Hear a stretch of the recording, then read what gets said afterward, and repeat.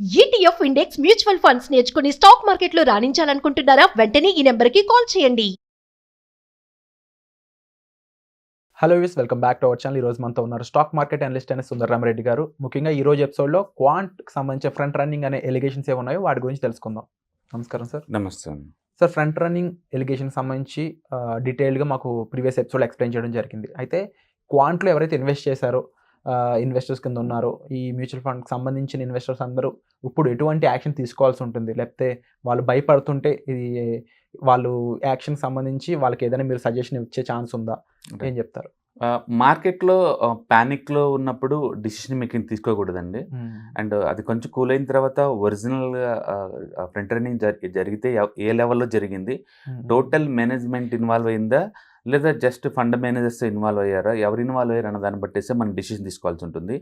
Total management కనుక involve అయినట్టు కనుక తెలిస్తే కనుక అది టూ మచ్ అన్ఎథికల్, అంటే కార్పొరేట్ గవర్నెన్స్కే అది మచ్చ అనమాట. అందుకని పెద్ద పెద్ద హై నెట్వర్త్ ఇన్వెస్టర్లు అందరూ కూడా దాన్ని క్లోజ్ చేసే ఛాన్స్ ఎక్కువ ఉంది. కాబట్టి అందరూ కూడా దానికోసం వెయిట్ చేస్తున్నారు. అంటే ఏ లెవెల్లో ఫ్రంట్ రన్నింగ్ జరిగింది, జస్ట్ ఫండ్ మేనేజర్ వరకు అయితేనే పెద్ద విషయం కాదు, బట్ టోటల్ మేనేజ్మెంట్ ఇన్వాల్వ్ అయిందంటే అనెథికల్ మేనేజ్మెంటే. కాబట్టి అలాంటి వాటికి దూరం ఉంటే బాగుంటుంది. మనం మ్యూచువల్ ఫండ్ ఇండస్ట్రీలో కానీ ఇంకోసారి అసెట్ క్లాస్లో కానీ ఉంటే బేసికల్గా ఏంటంటే మనం ఏం చేసినా ఎలా చేసినా ఎండ్ ఆఫ్ ది డే ఎక్కువ రిటర్న్స్ కోసమే మనం చేస్తుంటాం. ఓకే, ఎలిగేషన్స్ వస్తుంటే పోతుంటే అది మామూలు విషయం, ప్రతిసారి జరుగుతూనే ఉంటుంది. ఈవెన్ క్వాంట్లో if I'm remember right Adani episode అప్పుడు కూడా వీళ్ళకి దాంట్లో ఉన్నాయని చెప్పేసి ఆ టైంలో కూడా దీన్ని పాయింట్అవుట్ చేశారు, వీళ్ళని ఎల్ఐసి వాళ్ళని. But end of the day వాళ్ళు చేసిన ఆ ఇన్వెస్ట్మెంట్ యాక్టివిటీ ద్వారా మనకి వెల్త్ క్రియేట్ అయింది తప్ప వెల్త్ డిస్ట్రక్షన్ ఎక్కడ జరగలేదు అదాని వీళ్ళు ఇన్వెస్ట్ చేయడం ద్వారా. అందుకని టెంపరీగా ఒక ఎలిగేషన్స్ వస్తూ ఉంటుంది, అది రైట్ అవ్వచ్చు రాంగ్ అవ్వచ్చు, బట్ దాని ఎఫెక్ట్ దానివల్ల మనం ఎఫెక్ట్ అయ్యేలాగుంటే మాత్రం అలాంటి ఇన్వెస్ట్మెంట్స్కి దూరంగా ఉంటే బెటర్. బట్ అది మంచి జరిగేలాగుంటే మనం ఉంచుకోవటం బెటర్. సో క్వాంట్లో ఇది 2020లో జస్ట్ 250 కోట్లతో బీనిందండి. జనవరి 2020లో ఈ టోటల్ అసెట్స్ వీళ్ళు మేనేజ్ చేసేది 258 కోట్లు అండి. ఇప్పుడు 90,000 కోట్లు మేనేజ్ చేస్తున్నారు. అంటే వరల్డ్లో ఇంత ఫాస్టెస్ట్ గ్రోయింగ్ అయిన ఒక పబ్లిక్ అసెట్ మేనేజ్మెంట్ కంపెనీ ఎక్కడా లేదు, వరల్డ్లోనే లేదండి. అంత ఫాస్ట్గా ర్యాపిడ్గా గ్రో అయింది, ఎక్కడ ఒక పబ్లిసిటీ లేకుండా. ఓకే, జస్ట్ రిటర్న్స్ బేస్గా తీసుకొని ఇన్వెస్టర్స్ యొక్క నమ్మకాన్ని సొరుగుని పోతుంది ఇది. ఇండియాలో స్మాల్ క్యాప్ మ్యూచువల్ ఫండ్స్కి ఒక బ్యూటీని పట్టుకొచ్చింది వీళ్ళు.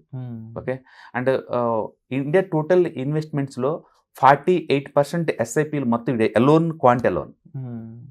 అంటే ఇండియాలో స్మాల్ క్యాప్ మ్యూచువల్ ఫండ్లో జరిగే ఎస్ఐపిలు మొత్తంలో లెక్కేసుకుంటే ఒక క్వాంట్ మ్యూచువల్ ఫండ్లో పెట్టే ఎస్ఐపి అమౌంటే అండ్ ఆల్మోస్ట్ 45% అంటే మీరు ఊహించుకోండి. ఓకే, అండ్ టోటల్ ఇండియాలో స్మాల్ క్యాప్ మ్యూచువల్ ఫండ్లోకి వచ్చే మనీలో దీని వాటాని 50% ఉంటుంది అంటే ఊహించుకోండి. అంటే this is one of the biggest small cap ఫండ్గా మారుతుంది అనమాట. ఇది అంతగా ఉంది. సో ఇండియాలో స్మాల్ క్యాప్లో నిప్పాన్ ఇండియా వాళ్ళు, HDFC and SBI small cap and quant 4th ప్లేస్లో వచ్చింది ఇప్పుడు 20,000 crores తోటి.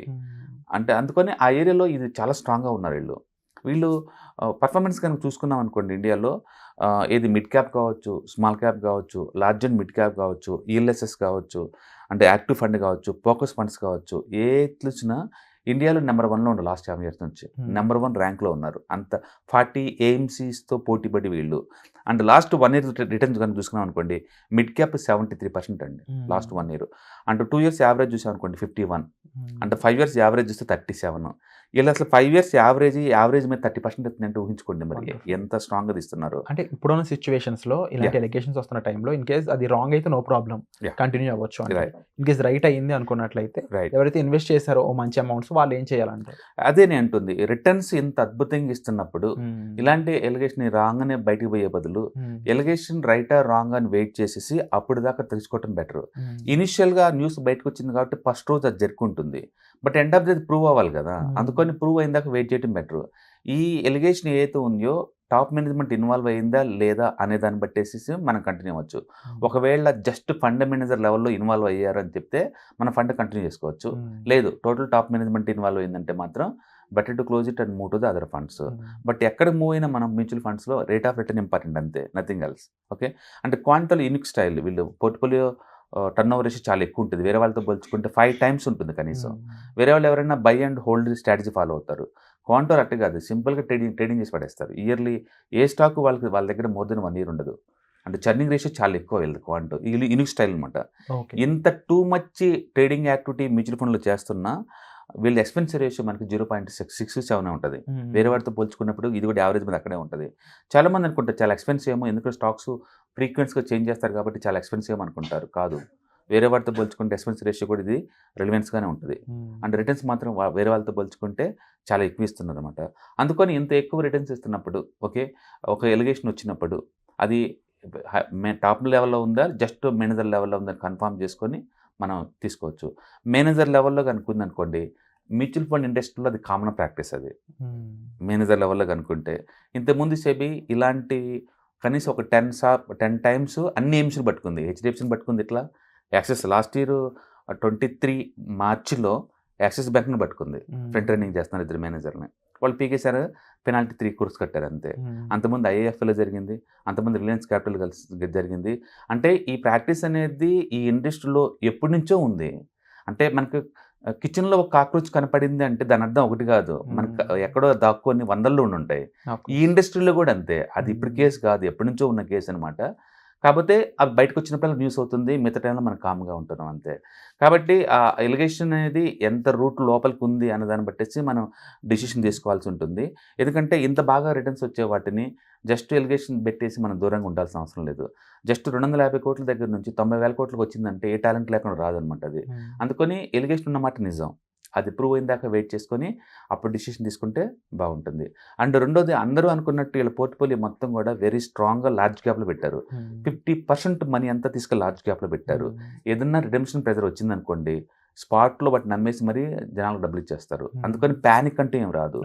సింగిల్ కంపెనీలో వచ్చే బ్యాడ్ న్యూస్ వేరు, ఇలాంటి ఫండ్కి వచ్చే బ్యాడ్ న్యూస్ వేరు. అంటే ఫస్ట్ ఆఫ్ ఆల్ మేనేజ్మెంట్ అనేది దీన్ని ముందుగా క్లోజ్ చేస్తుంది. విత్ ఫండ్ మేనేజర్స్ తప్పు ఉంటే ఫండ్ మేనేజర్స్తోనే అక్కడతో ఆపేయచ్చు. సెబీకి పెనాల్టీ కడతారు, అంటే ఫండ్ మేనేజర్స్ని జాబ్లోంచి పీకేస్తారు. బట్ టాప్ మేనేజ్మెంట్ ఇన్వాల్వ్ అయింది అనుకోండి, అది చాలా పెద్ద ఇష్యూ అది. ఎందుకంటే కార్పొరేట్ గవర్నెన్స్ ఏదైనా భరించవచ్చు, కానీ ఆ మనిషి అనెతికల్గా ఉన్నప్పుడు ఇంకా ఫండ్ జోలు ఎవరు బోరు అనమాట. సో అదేంటనేది సెబీ దగ్గర నుంచి మనకి క్లారిఫికేషన్ వస్తే తప్ప తెలియదు. సో అప్పుడు దాకా ఉంచుకొని సెబీ దగ్గర నుంచి క్లారిఫికేషన్ వచ్చిన తర్వాత మనం డెసిషన్ తీసుకోవడం అనమాట. అందుకని ప్యానిక్లో మనం డెసిషన్ తీసుకోవద్దు. అందుకని మీరు ఒక 1 week ఉంచుకోండి. ఈ లోపు కనుక సెబీ నుంచి క్లారిఫికేషన్ వచ్చింది అనుకోండి, అప్పుడు తీసుకోవచ్చు. ఎందుకంటే రిటర్న్స్ బాగున్నాయి. అండ్ ఈ ఫ్రంట్ రన్నింగ్ అనేది కామన్ థింగ్ మ్యూచువల్ ఫండ్ ఇండస్ట్రీలో. అంటే ఇప్పుడు అంటే దాన్ని సపోర్ట్ చేస్తున్నాను కాదు, ఆ ఇండస్ట్రీలో అది మామూలు విషయం. లైక్ ఇన్సైడ్ ఇన్ఫర్మేషన్ ఎలా ఉంటుందో అలా అనమాట కూడా. Thank you so much sir. చాలా మందికి ఉన్న డౌట్స్ని ఈ వీడియో ద్వారా మీరు క్లియర్ చేశారు. Thank you so much.